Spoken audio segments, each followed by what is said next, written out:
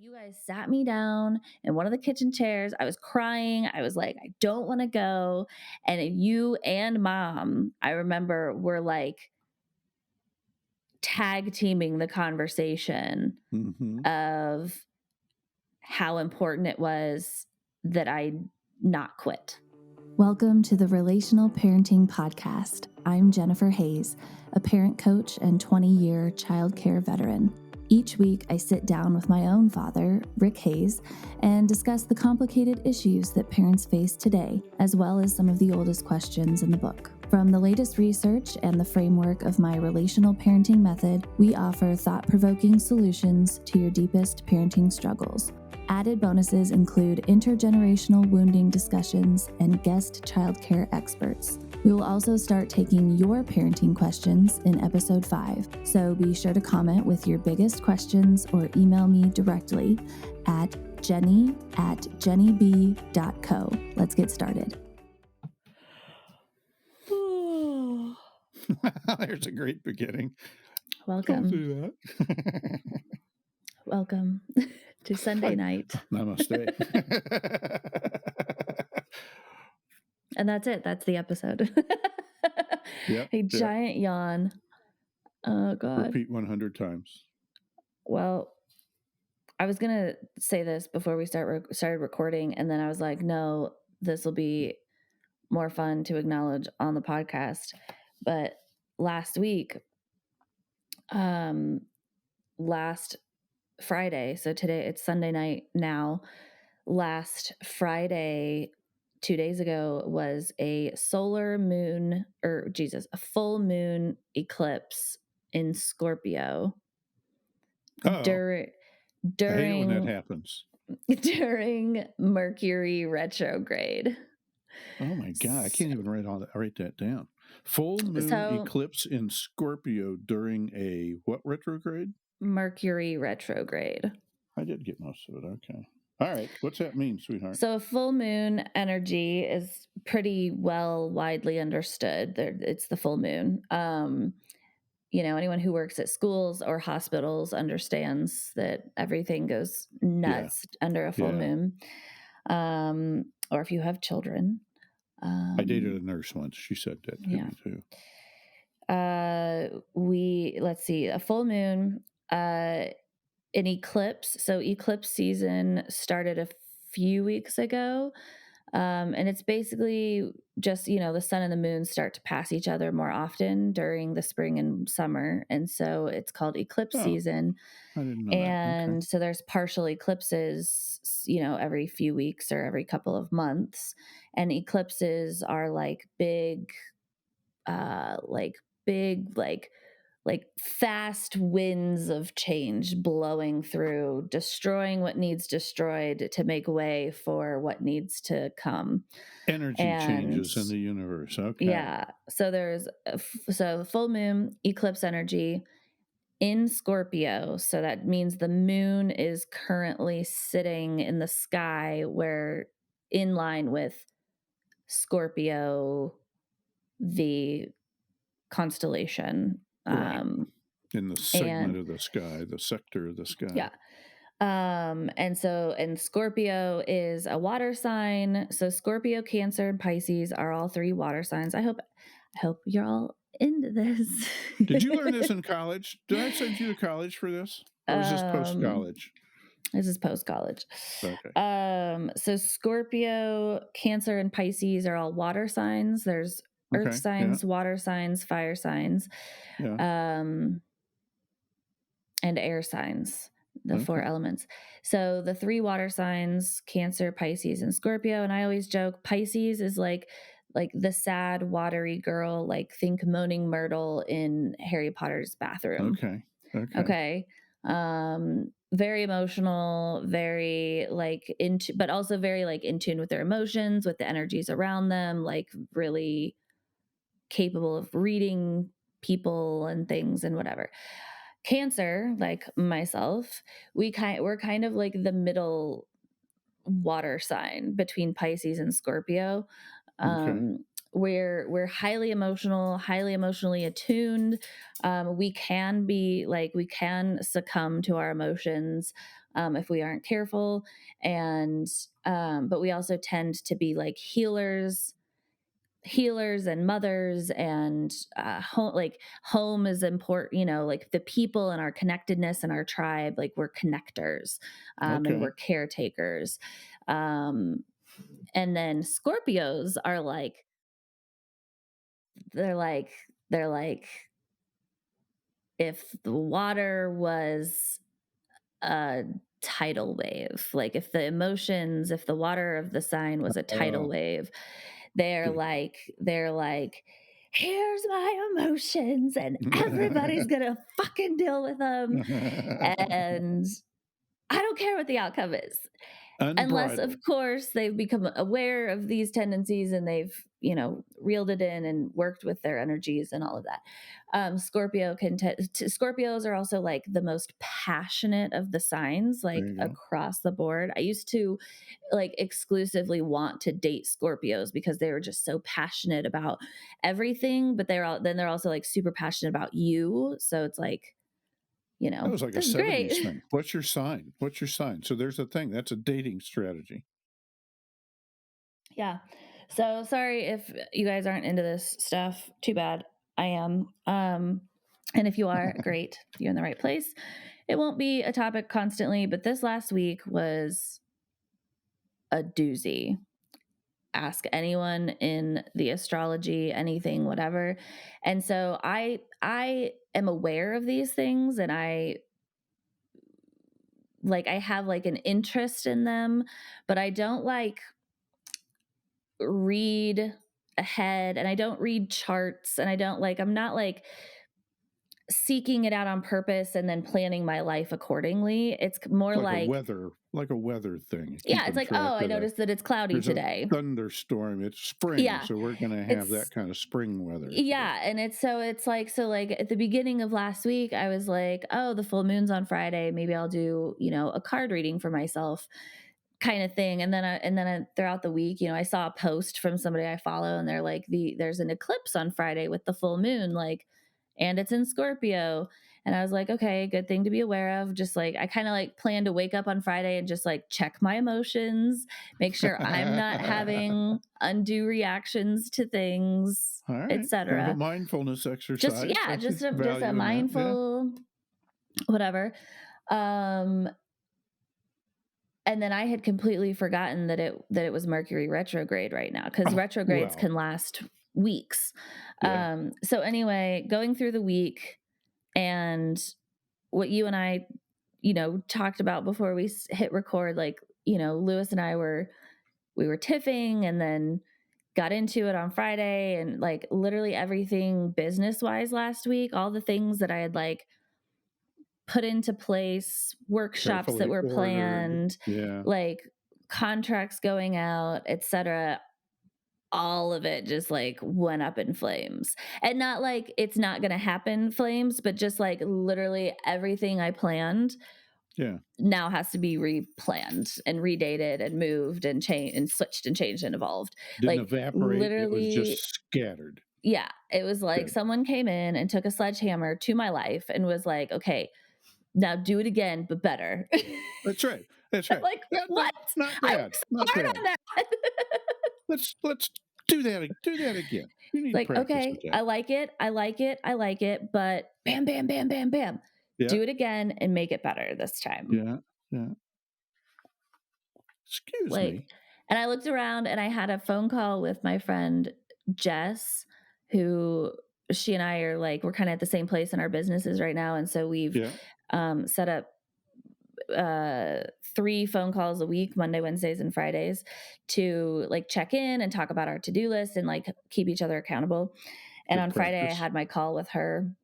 And I also, my period started 3 days late that week. Too much information. Girls get periods. Everybody knows that. I know. Get over it. I know. But it was supposed to start on Monday, and it didn't start until Thursday. And so that had me thrown off, because I'm pretty much like clockwork. And and then everything else just like fell apart. And that was the other thing. I plan around my cycle, because I know the first couple days of my cycle, I'm a useless, like I'm exhausted, everything hurts, I can't think straight, and I'm just like, Yeah. those 2 days are kind of my, like, maybe I'll send a couple email days, but like Yeah. otherwise If you know you're going don't to run expect a much. marathon at the end of the month, just don't plan anything for a day or two after that. Right. So Makes everything sense. was planned to give me Monday through Wednesday easy days. And then she didn't show up till Thursday, and I had like Thursday through to today was all like getting the garden in the ground, and I had like 4 phone calls and meetings and like all of these different things, like heavy plans, and I literally everything just got washed away. Everything just Mm. and it wasn't just me, it was other people's businesses being like, we have to switch this and we have to do that. And this gets washed away and this gets canceled and all, like literally the entire week. It's like it just got sucked out into the tide. Like it Such is just didn't life. even happen. Such is life. That's what makes people good managers. One of the traits of good management or just life management is dealing with turmoil, dealing with it's good practice. It's Yeah. aggravating, it's annoying, but being Ugh. able to handle that to some degree, that's kind of a defining characteristic of living a happy life, I think. Well, I'm glad I said something, because actually that sledgehammer to the metaphor of taking a sledgehammer to like a project and being like, good, but you can do better, is Yeah. actually giving me a little bit of hope, because I've been very like, oh man, like it's just all, I just have to do all of it over again. And now it's like, okay, but do better. I'm like, it makes me feel purposeful Yeah. in the Yeah. destruction, I guess. Yeah. Well, and you never know. So, You're going down the road and you get held up by something, and by virtue of being 5 seconds later to the next intersection, you avoid getting run over by a semi or right. something. It's Yeah, like maybe the universe talking to you. Who knows? exactly. But I wanted to jump in that because I just wanted to check on everyone else and make sure everyone else is okay. Is everyone okay? Are your Did children every- okay? Are you okay? Send us your stories if you have Like stories from early May, from late last April. week. Yeah. If you have a child whose sun or moon is in Scorpio, please call me. We'll get through it together. There's a whole new market there. Right? Astrological parenting. So, yeah. No, it's funny. The universe does stuff, and it has the way all the elephants headed uphill before the tsunami in Indonesia a few years ago. Tsunami. There That's are what a Scorpio forces. is, not a tidal uh, wave. A tsunami. Oh, okay. I couldn't And think of that word, so I said there tidal are wave. forces at work on us that no one understands. Yeah. You can be as scientific as you want, but it's not well defined yet. Well, and that actually kind of almost perfectly leads us into our topic for today, which, of course, like everything else, was put together last minute in a moment of inspiration. I'm just letting it be that now. I'm done feeling bad about that. I'm just like, there are no notes. I came across this Not thing that today. inspired me this week, and we haven't talked about it yet. And so this is what we're going to do this week. Yeah. It's called Going with the Flow. Even That's when what there we're is a doing. plan, sometimes we change the plan at the last minute. A better idea comes up in the moment. Yeah. So, let's see. Building resilience in children, getting outside of comfort zones. Um, and we talk a lot about how to be emotionally intelligent with our children, how to use connection, how to validate emotions and help kids work through hard emotions and all of those Mm-hmm. things. And How to regulate. yeah, regulation.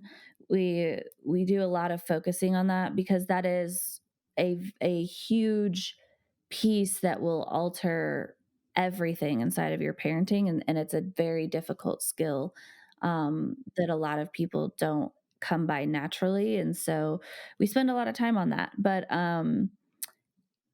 I watched a snippet of an interview with Drew Barrymore and Michelle Obama, and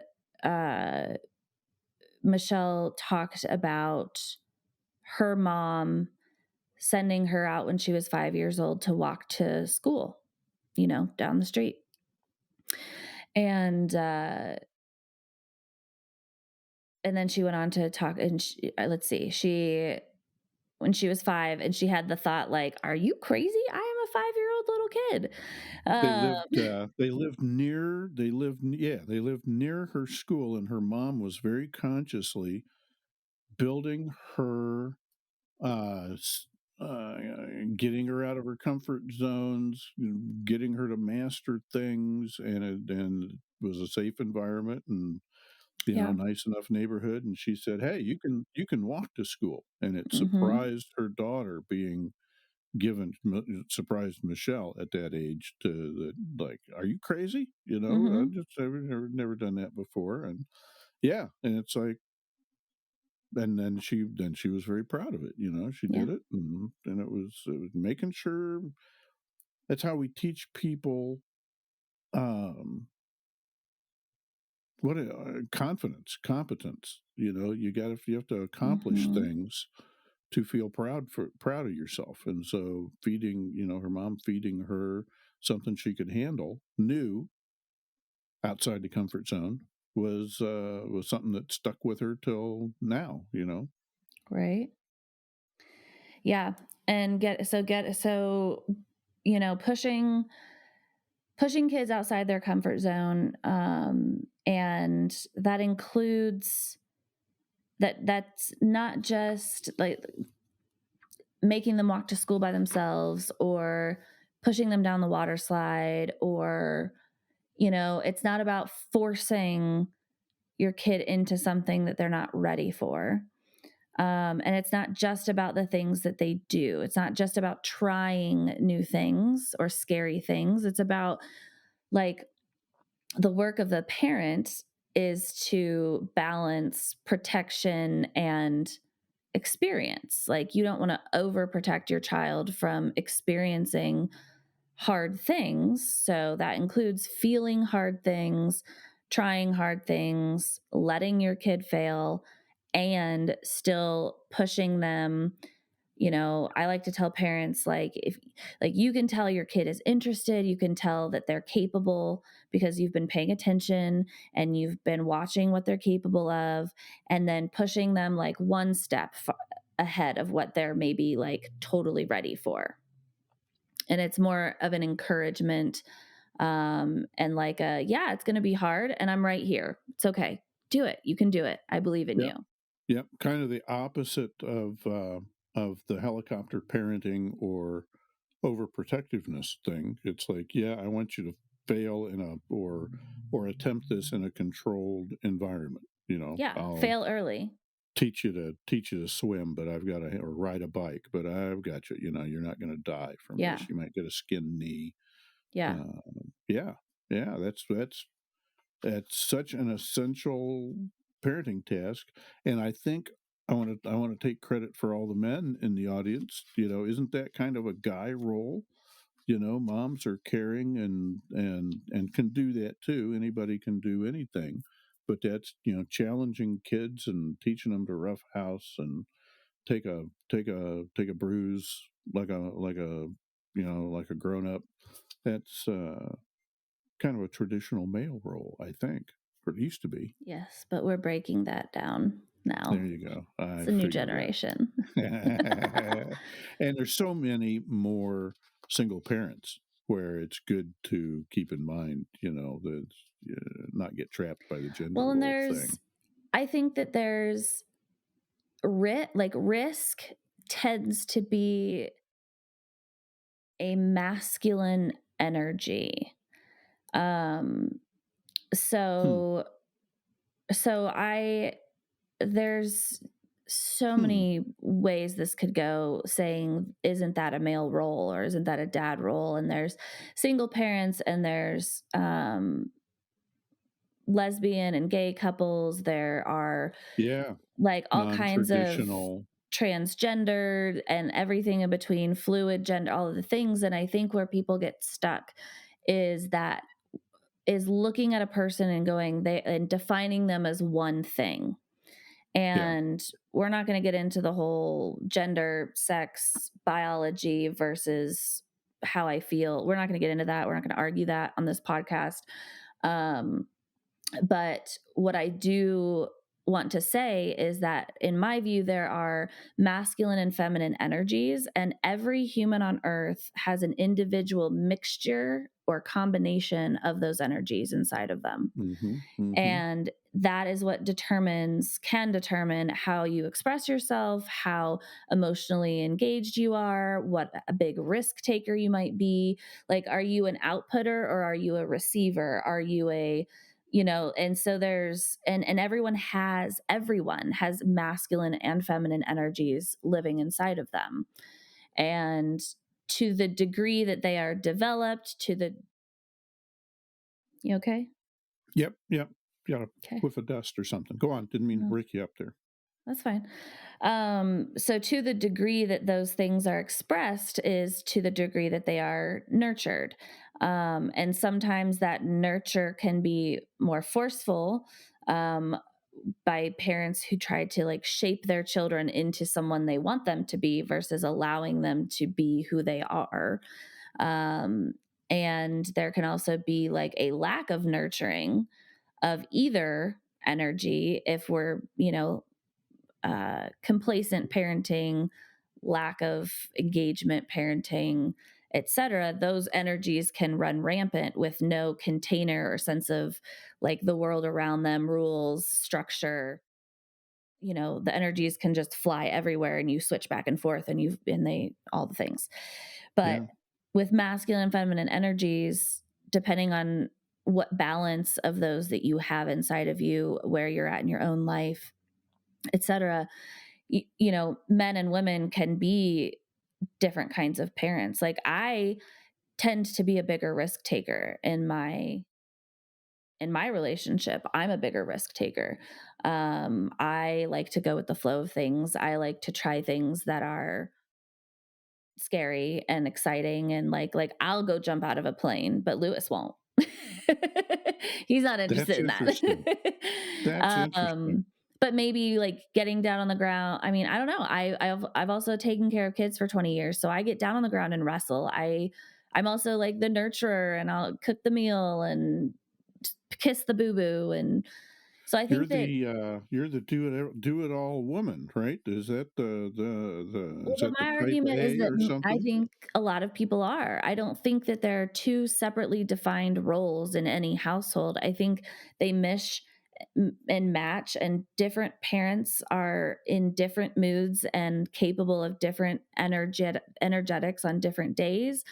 And there are days where I am less emotionally capable and Lewis is more emotionally capable. More. Usually when I'm on my period, I'm like, don't talk to me, don't touch me, just feed me and leave me alone. Or if And you're he's just the one that's holding the emotional container for everybody. there you go. Or if he's got an emotionally demanding job in a hospital, and so, or policemen. There are people who have work that's just more intense, that's hard to deal with all by itself, let alone there's another person in my life to take care of too, Yeah. as well as myself. And it's it's shades of gray. There's not, you get all these generalities, and then we have to pull back and go, but there's 50 shades of gray between here and there on how many traits, how many personality aspects that goes into gender and that sort of thing. I need to study up on that. I'm kind of behind, and I'm curious about the whole multi identification, the fluidity of identification now thing. And maybe I just said that we're not going to talk about that on this podcast, but that no, I'll do that offline. I am not opposed. I mean, I'm not opposed to doing an episode discussing that. And I will to feel more competent myself. Yeah, you might need to do a little research before we come to the table for that. But there is my opinion on that used to be very wishy-washy because I didn't know enough and because I hadn't thought about it enough until it became a big issue in the recent couple of years. And but I now have I'm very confident in where I stand on things, and yeah, but that's for a different episode. But so whichever parent it is, it can and or could be either parent, either gender, whatever it is.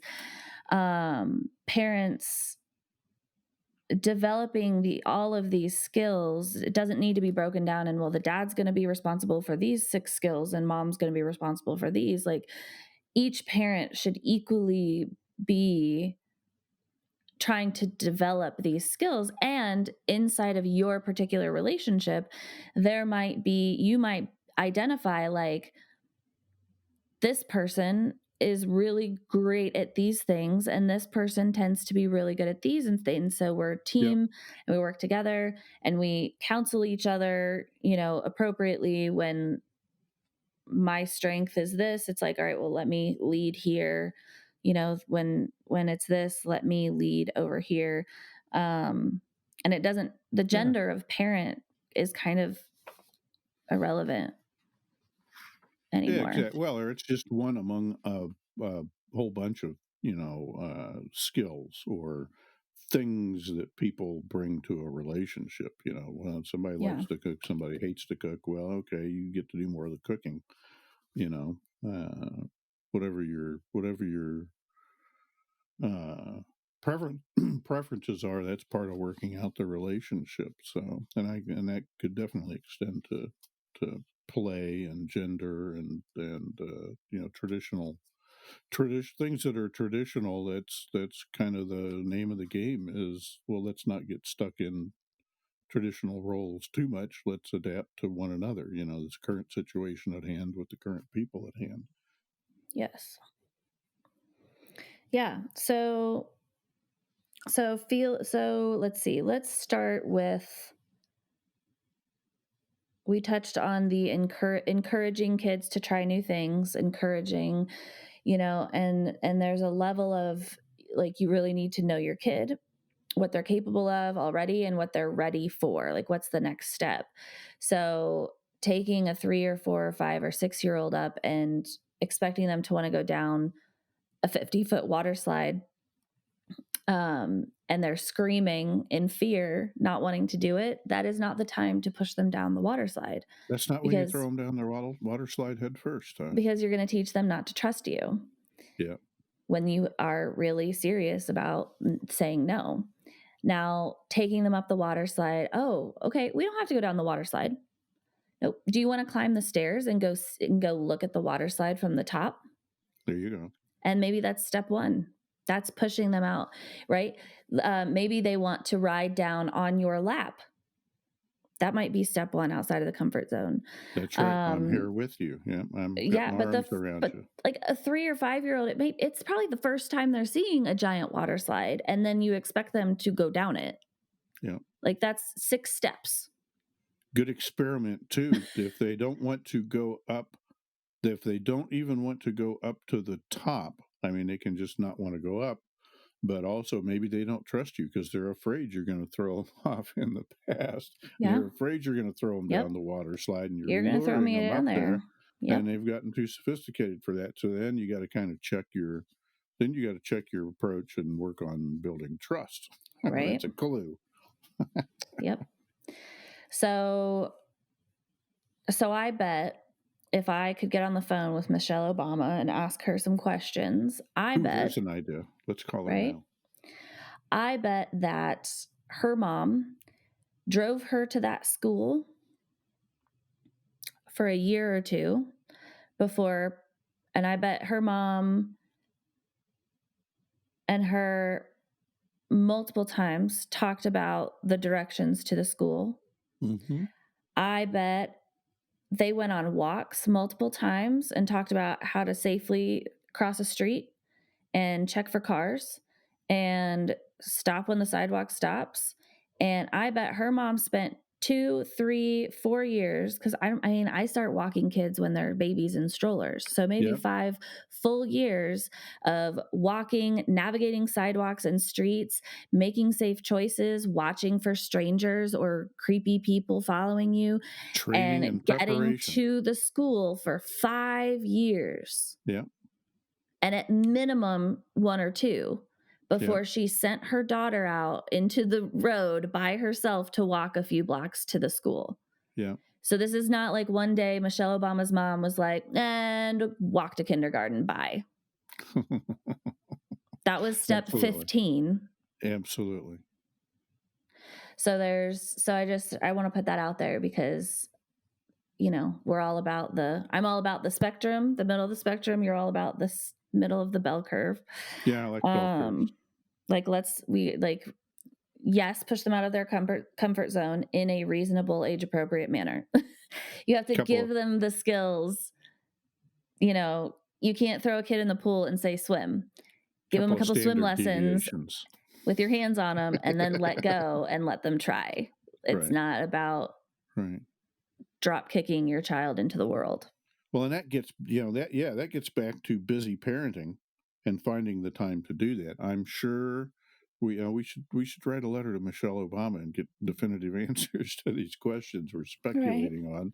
But it's like they did it in the name of, let's go to the park. Oh, let's walk to the school to play today instead of. If they're that close to the school, I guarantee they walked to that school. Yeah. And I bet they didn't drive. You build it into other activities, so it's not, it's not like Michelle Obama's mother spent all day, every day figuring out how to push her kid out of comfort zone. Yeah, it's 15 steps. Very but natural build. Yeah, it's integral to just going about your business, Yeah. So pushing them out of their comfort zone and then if we use the bike riding example, if they fall off the bike and scrape their knee, you're there for them. Yeah. Oh, that hurts. I hate it when I scrape my knee. Ouch. Yeah. And let them cry. And when they're done, they'll ask for a Band-Aid and maybe a kiss. Yeah. And then we move on. And then we can reference our last episode with Yael, where she talked about, can I learn how to sit in the storm without trying to fix it or stop it? Yeah. Yeah. So can you be the tree in the wind? Can you be the anchor at the bottom of the ocean and let the waves go by? Yeah. Like, can you let the storm, let the cry, let the hard feelings happen to your child, because they're going to have hard feelings and they're either going to have them with your support or they're going to have them alone and secluded by themselves and not know what to do with them. And guidance. Yeah, that was scary falling off the bike, but we're okay. Is there anything you need? That was kind of, we all survived. Yep. That was a minor thing. Distract a little bit and, try to nudge them towards next attempt, Yeah. Let's try again. Yeah. Yeah. And that teaches one of the most important, it teaches resilience. And the first time they jump up on the bike and they are successful at it, the confidence that they're going to feel with that new capability and trust in themselves and excitement. And it builds, I just lost the word. The life skill of not quitting just because you failed the first time or the second time or the 8th time. That's right. You will learn to ride the bike. You just have to keep going.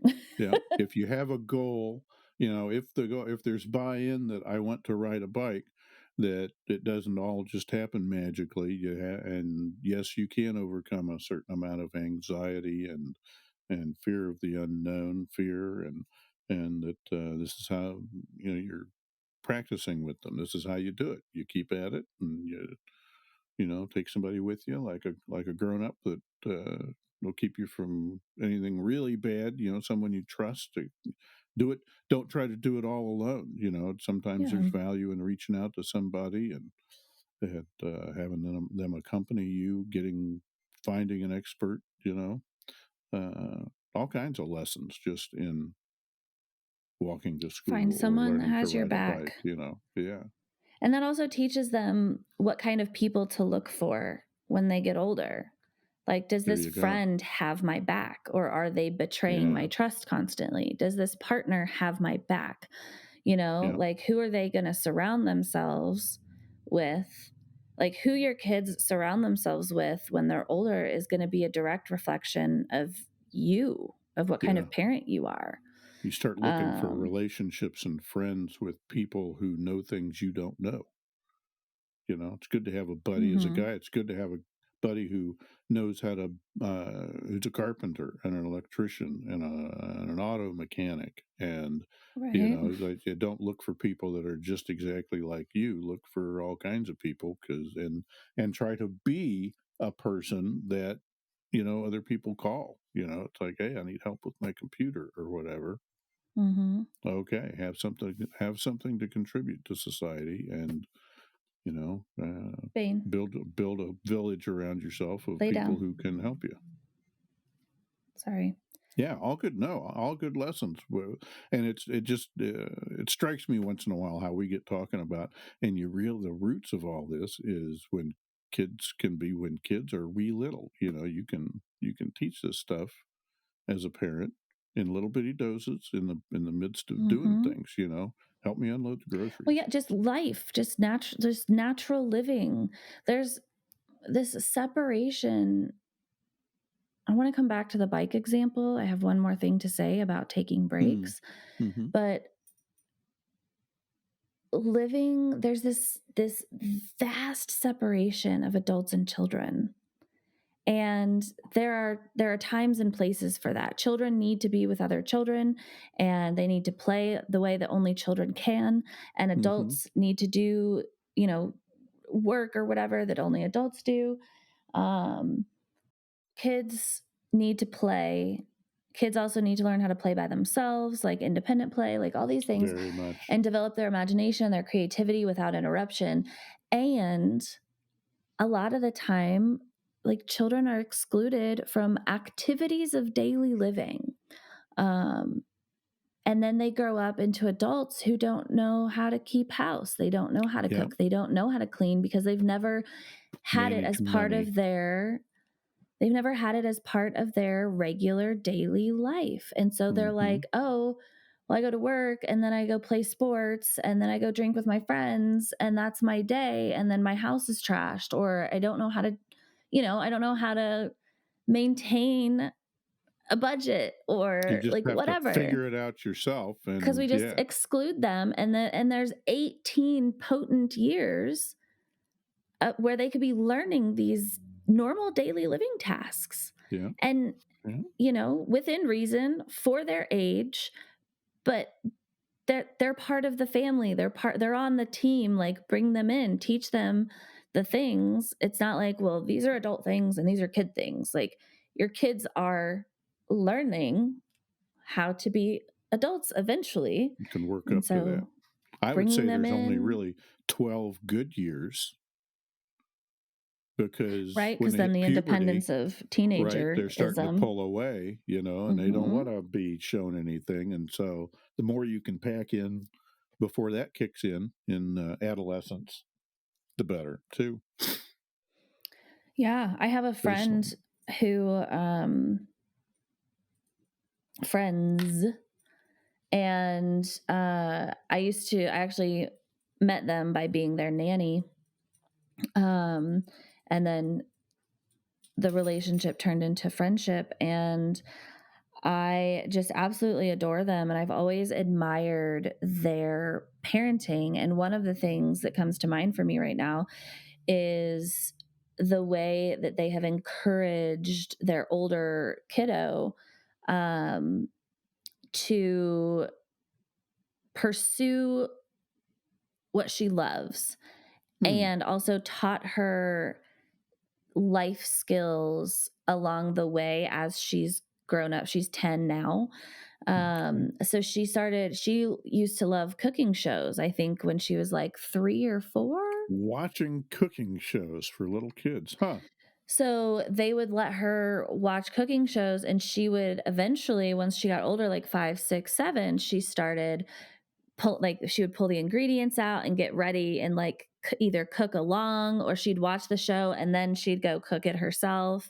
And by the time that I met this Oh, little girl, God. she was 7, so she's 10 now. Yeah, so she was 7.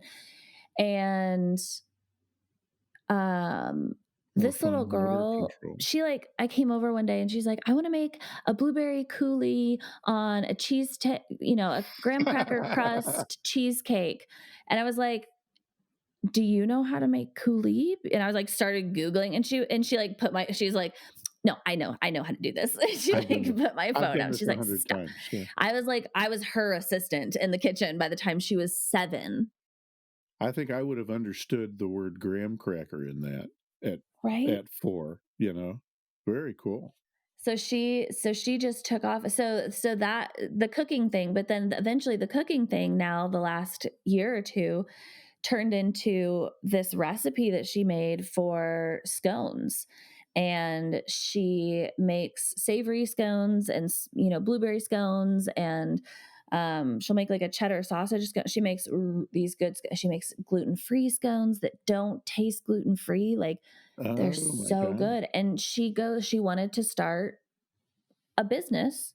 She Sure. wanted to be an entrepreneur, and so her mom set her up with the things and like an Instagram account, and like posts, her going out and selling her scones Her like on Saturday manager. mornings at different There you go. stores. And there's a store here in Denver that lets her like set up out front on Saturday mornings, and she sells her scones, and they are gone with like by 10 Well, a.m. if Like, they're they are good, gone. you get some traffic and people will make a point of swinging by. Like, I That's have to put in great. orders. Like, I have to like put in orders and be like, I would like 16 scones of these things, and then she'll make them for me, and I'll like go get them because I can't. Okay.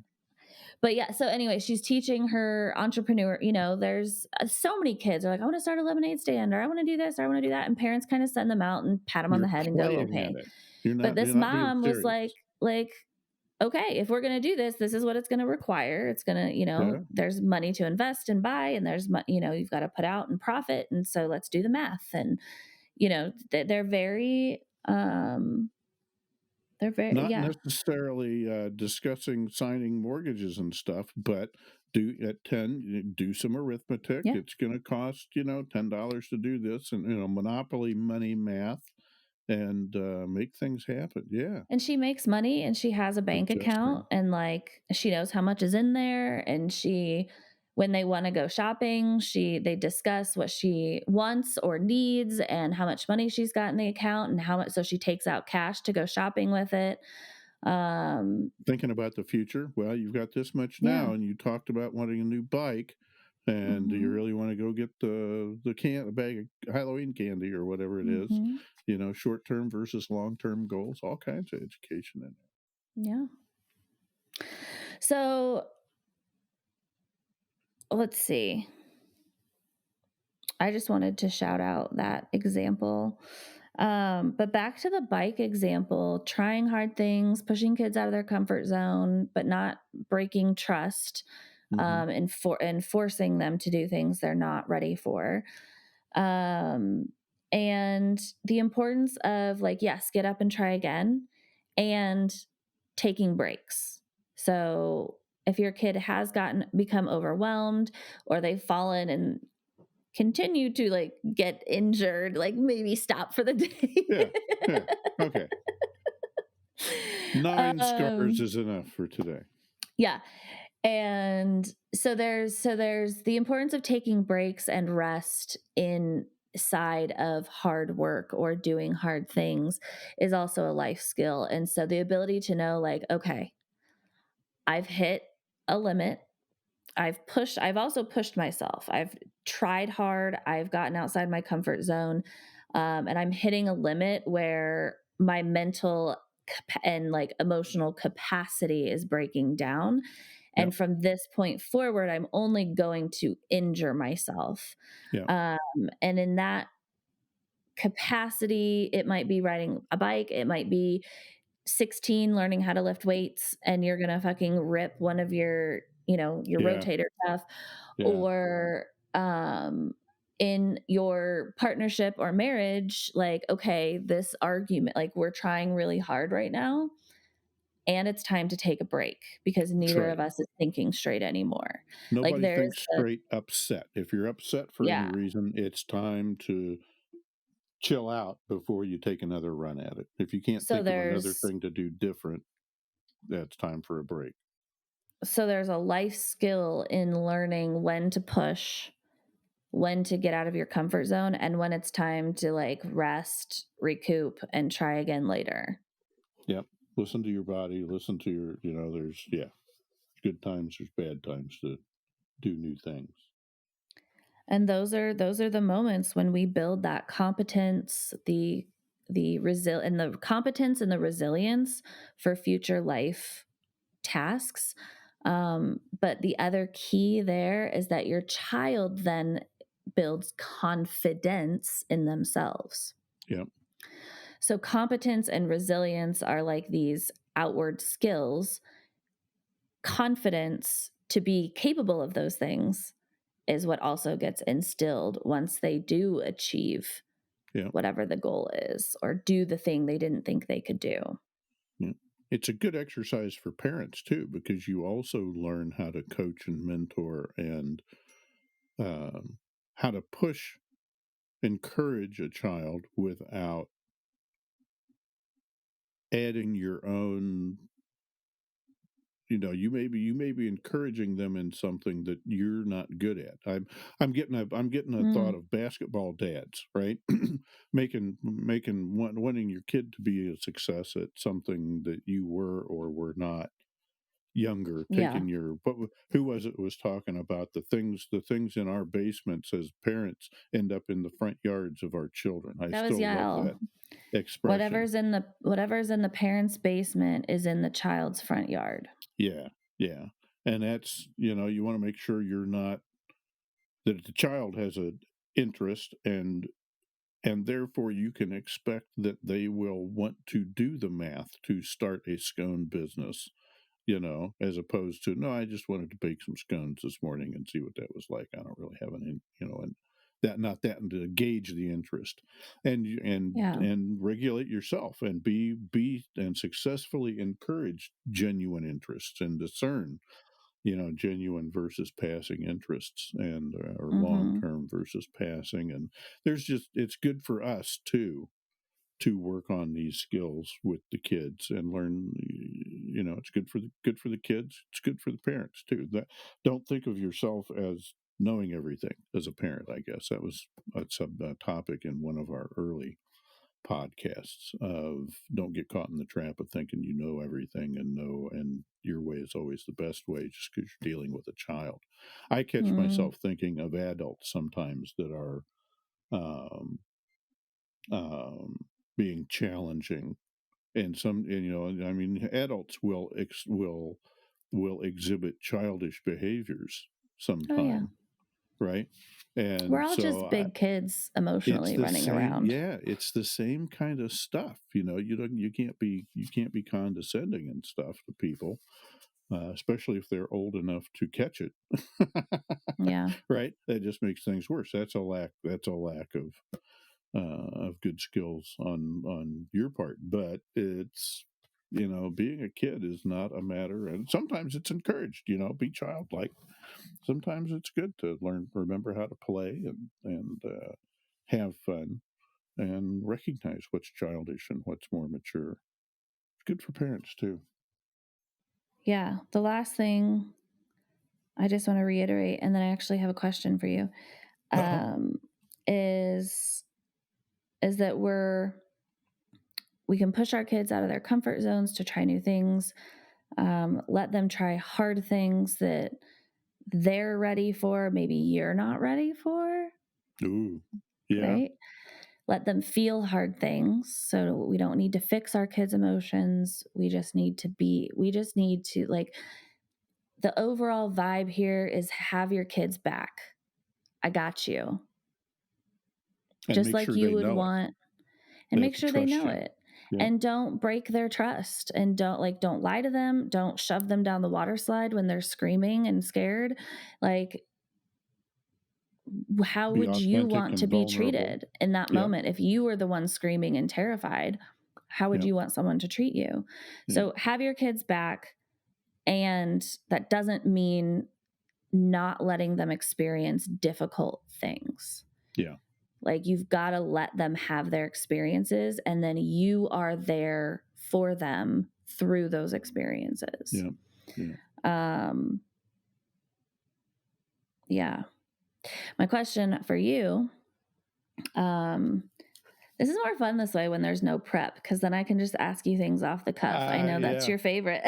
While we were talking, did any story or memory come to mind of a time when you were pushing one of us or all of us or whatever outside of our comfort zone? Oh, absolutely. Absolutely. I always looked at that as my job.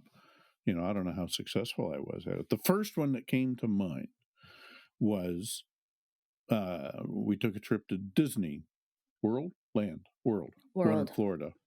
Yeah. And there was a ride, it's race cars, kind of unleashed race cars. It was like real. I think you were on a track. It was like go-karts, but like more dangerous. They were faster and bigger. You could get a couple people in them. And I always used to tell you kids, and we did this, we all got on roller coasters and stuff. You were actually challenging me. I was not a roller coaster fan, right? So we did it back and forth. I wanted to do all the roller coasters, and That's right. Mom was like an absolutely not the roller coasters person. So it was like you had to, or I remember you telling me that you didn't want to look like a wuss in front of your daughter. And I'm like, roller coasters, tilt-a-whirls, the thing that goes upside down. I've never been a thrill seeker, but by God, here we are at Disney World, and the kids want to go on roller coasters, and so okay, let's go do this. And my saying for you guys was always, they hardly ever kill anybody doing this. Our whole childhood, anytime we were scared of anything, it was, these muffins are hardly ever poisoned, or people hardly ever die on this. It's fine. Which was my way of poking you, and a little bit of fun, and a little bit of it was my way of encouraging you, and getting a little perspective and a little humor. And so anyway, Nathan going on these your youngest brother going on this ride, myself going on and you guys being fearless, haven't been on rides or whatever, going on the roller coasters and some of the goofy rides. We did it back and forth. I like to think you learned it from me. Hey, come on, I'll keep you company while we go do this. I do remember the rock and roller coaster. That's the one that you started at the bottom and it just took off up. Yeah. It was the one that was like 0 to 60, and it was at the time it was the fastest one, the rock and roller coaster. It was the newest one. It was the fastest one. Yeah. And I remember you and I, like the whole week or however many days we were there, we were doing all the different kingdoms or whatever. We got to spend a day in each kingdom. So we were like, and I think it was the last day, one of the last days that we were doing, Universal or Epcot, I don't remember, wherever the rock and roller coaster is, was one of the last days, and we were like building up to it because we know it was like the big dog roller coaster. Yeah. And I remember getting to that day, and you and I were in line. We were so excited. And then, like, the closer that we got to the front of the line, the more nervous we got. Yeah. But you were like talking me through it, and like, Probably We've come talking this yourself far. through it at the same time. Yeah, just talking out loud. And then we did it. We got on there and and it takes you through the dark upside down. So you can't see what's coming either, was the other part that was like terrifying, is that it's like in complete blackness. I remember that on Space Mountain. Space Mountain does it too. Was in a big room, was all dark, and not being comfortable with not being able to see 100 yards in advance. But that was part of the rock and roller coaster, is that I think we shot outside for like a loop, and then the rest of it was inside and you couldn't see what's coming. Okay. So you didn't know when you were going to go upside down or anything, or turn or whatever. Like it was a completely like if all your senses were gone, you just had to like feel the ride. Oh God, I'd have thrown up if I'd have closed my eyes. So we did it once. We got off, and I remember the discussion of doing it a second time. Yeah. Because the first time you're just getting used to it. The second time you enjoy it. That's right. I want to savor this experience. Right. Yeah. And I was like, I remember saying that I don't want to do it again. I was like, nope, I did it. Goal achieved. I'm done. Yeah. And you were like, afterwards, you had anxiety like leading up to it, but once it was done, you were like exhilarated or something, and you were like, let's do it again. I have scientifically proven that I can do this and not die. Yeah. But now I'm like, oh, okay, well, that's pretty fun. Yeah, that cured me, that trip where I never really sought out the roller coasters and the topsy-turvy stuff at like little carnivals you'd go to. That trip cured me. It's like, I didn't know that. Go find a roller coaster. I thought you were just a roller coaster guy. No, I didn't know that.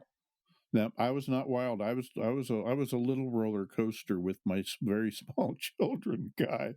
Yeah. I'd never done any. I'd done the roller coaster. Your mom and I did the Screaming Eagle at Six Flags. Mm-hmm. At some point. Thing. Right. If that thing is still alive at the time, is it still around? Boy, it's got to be. I said I don't know. I don't know. The Screaming Eagle was a rickety old thing. Because that was like 40 years ago. Well, that was the newest, fastest. You know, I remember it would drag you up, and then it went. I'm pretty sure it went about straight down, and you were doing like 80 at the bottom. I forget all the numbers. Barely buckled in. Yeah, and we were there like the day it opened, or the second or third day it opened. We were there. It was brand new. And, you know, that was great and an accomplishment, but I don't remember particularly enjoying that. I just didn't seek out thrill rides. And then we went to Disney World, and it was like, hey, you're the dad. Yeah. Right? You're here, and your kid, if your kids want to do anything, you do it and have fun, overcome your own crap, which fortunately I was able to do, at least in that instance. Right. And, it was an excellent experience all the way. You got to see me. Sounds like we pushed you out of your comfort zone. you know, exactly. You know, you get to, you gotta, ideally, you gotta walk the walk once in a while. Wow. And so you guys, we pushed most of the time, ideally, because your kids are going to do what you do. Once in a while, you die from it, but mostly they don't kill people. Hardly ever. Hardly ever. I'd forgotten about that. I used to enjoy saying that to your kid. You roll your eyes at me. God. Dad. That was one of your like dad-isms. Like there's like dad jokes and stuff. That was one of your that one will live in infamy. Yeah. Good memories. People hardly ever die from this. That's right. I think you would say that when we would come out here to Colorado and hike. And bears hardly ever get you. Yeah, it happens. Sharks, sharks hardly ever attack people. Yeah, it feels pretty accurate to how I deal with my anxiety. I'm like afraid, I have anxiety, and then I'm like, but is it gonna kill you? Probably not. That's the exercise. You might throw up. You know, how bad it's like cognitive behavioral therapy. It's like part feared fantasy. How bad is it really going to be? Or if you're depressed and you just don't want to get out of bed, it's like, well, how bad is it going to be? Just, the dog needs to go outside. Go do it. Cat litter needs change. Just go do it. Right. Doesn't always work, but it's one tool in a toolbox to think about. It's teach you not to avoid hard things. All right. Is there anything on this topic that you've thought of along the way that we have not touched on? Boy, I think we could do another episode on this. I need to prepare more. I know. Well, I no, feel bad we got I to don't have a research paper written on each of these topics before How we do dare it. you? God, you're so unprepared. Amateur research paper. No, the goal is to keep these to 1 hour, and we're right on the mark. So wow. Okay. So we're I guess we're I'll doing shut good. up then. You're telling me to shut up. Shut up, Dad. Yes. It's gone on long enough. Stop talking. No. So that's why I was checking in to see if there's any other thoughts floating around, any tangent we hadn't taken yet. There was one. There was about capable of doing hard things. But it's escaped me now, so we'll pick it up in another thing. It was just random thoughts that came up, allusions to our history. I think while we were talking about other things. Nope, I think we covered most of the bases. Well, I will add a very quick one, actually, because this one kept popping up for me. Was karate. I remember being a yellow belt and wanting to quit. Oh, yeah. Which, by the way, if you guys want to hear an extra mini episode where we talk about martial arts and all the benefits and all the things that it taught us, it's an extra 25-minute episode. It's available inside Patreon membership. We have 3 tiers of donor, 3 donor levels. So if you want to make a monthly contribution to the show to keep us going, keep us out here trying to help parents, you can go to the Patreon link in the show notes and do that.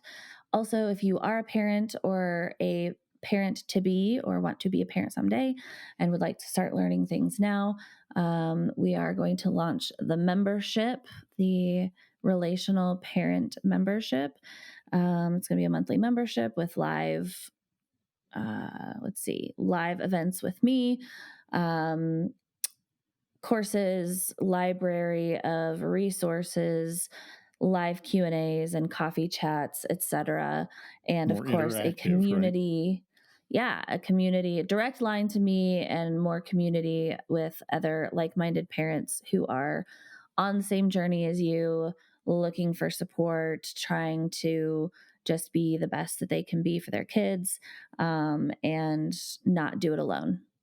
So go check those out. There is a wait list for the membership. That link is also in the notes. So those 2 things. But karate is my memory, one of my biggest memories of being pushed outside my comfort zone. Yeah, I don't know why that wasn't first. Yeah. When I was a yellow belt, I remember crying, saying we were like supposed to leave to go to karate class and I didn't want to go. And yellow belt is when you start learning how to spar. Yep. So I remember being so afraid and scared and of sparring. And I was like, okay, I don't like karate anymore. I don't want to do this anymore. And we'd been in it for like 6 months or whatever. It's funny because you ended up so fierce. Well, success story. I remember it so vividly because I was so pissed. I was so pissed that you guys made me stay in. Mm-hmm. And I was pissed for like, I don't know, a week. Okay. And then we started sparring. Yeah. And And then I had, I had some success that made me feel confident all of a sudden that I could in fact spar and I could in fact be successful and that it's really not that bad to get hit. And all of a sudden it was like, oh, I can do this. And so, but you guys sat me down in one of the kitchen chairs. I was crying. I was like, I don't want to go. And you and mom, I remember, were like tag teaming the conversation of how important it was that I not quit. It was such a pivotal conversation because it was one of the times there was always like you and I always had our one-on-one conversations and mom and I had our one-on-one conversations. Sure. There was not a lot when we were growing up. There were not a lot of you guys having conversations together with us. We did not co-parent. And but this was one of the times where I was having really intense emotions and I really didn't want to do something. And both of you were like on the same page and talking to me. And, it was the options presented were, it was, why don't you want to go? You guys kind of finally got me to like say I don't want to spar or I'm afraid of sparring or whatever. Good. And you were like, oh, we started sparring last week. We know we're going to go spar tonight. We're learning how to do that, blah, blah, blah. And I remember the whole, like, we committed to this. It's important that you stick with something even when it gets hard. And I remember mom saying something to that effect and, whatnot. You guys were on the same page with that. Like, we've made a commitment. It's important that you keep your commitment. Sometimes something looks like fun and then you hit a point where it gets harder to do it. And that doesn't mean it's time to quit. That means you keep going and that you're safe. No one's ever going to truly hurt you. And like, I know kill anybody doing this. Right. I know that it's scary, but you're going to be okay. And then the final option, I do remember that there was it wasn't like, you don't have a choice. You're going to karate tonight. It wasn't like that. I do remember there being this heavy encouragement of like, these are our values as a family. This is an important learning moment for you to push through something really difficult. And if you are absolutely sure that you never want to do karate again, then you can make that choice. That sounds familiar. And when it became the possibility of me completely losing karate, that's when I was like, forward.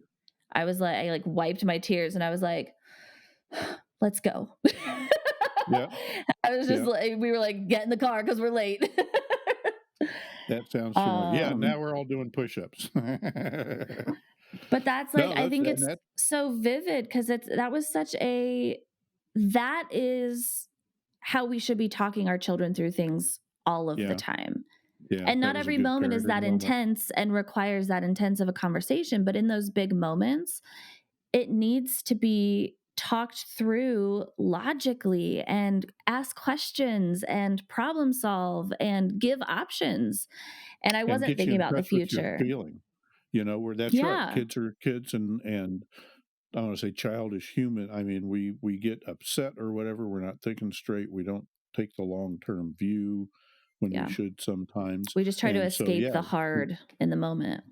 We were able to walk you through all that and found the right words, That's like a vivid, like I have that story, that memory play in my head.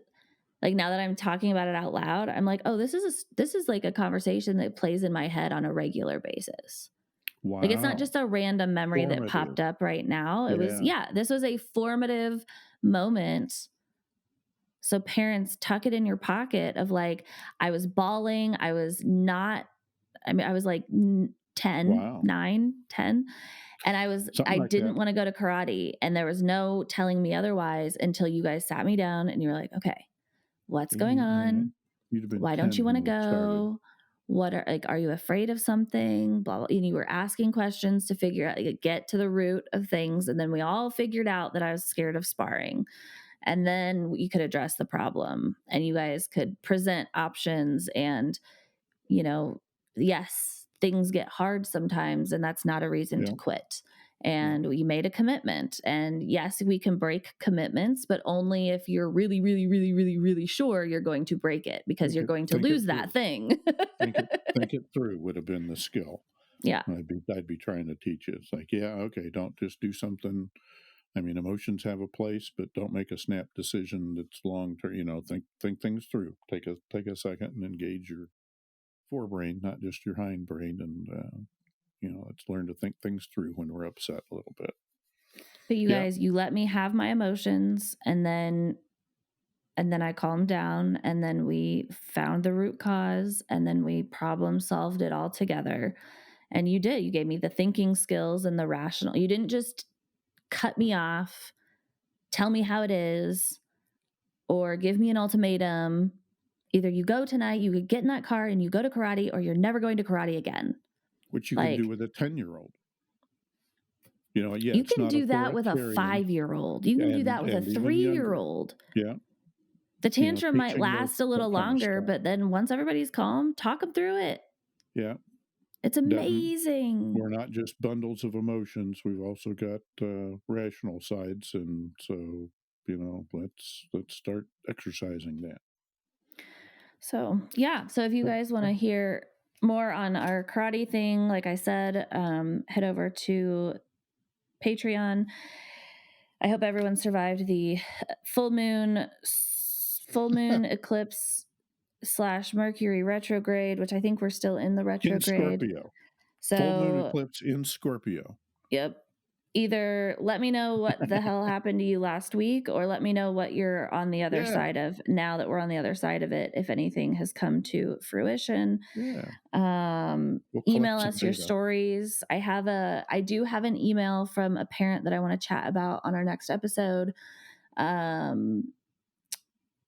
So we'll do that one next time. But if you've got your stories, parenting stories, what you're struggling with, or a story of a time that you implemented tried something new as a parent and succeeded at it, tried something new and failed horribly. People want to know they're not alone in this, or just funny parenting stories, silly stories, what you're working on, whatever. Email me. It's in the show notes, jenny@jennyb.co. And if you're looking for community, you can sign up for the membership wait list. You don't have to put a credit card in or anything. It's just a wait list. It's just your name and your email. And then you'll receive notification when the membership opens up. So, and if you have questions, send us all your questions. We would love to answer them in an episode. And let's see. I think that was it. Yeah. So we will next week's guest is Brandy. She's a mom. Let's see, Brandy. I think she's an RN. She's either an RN or an NP.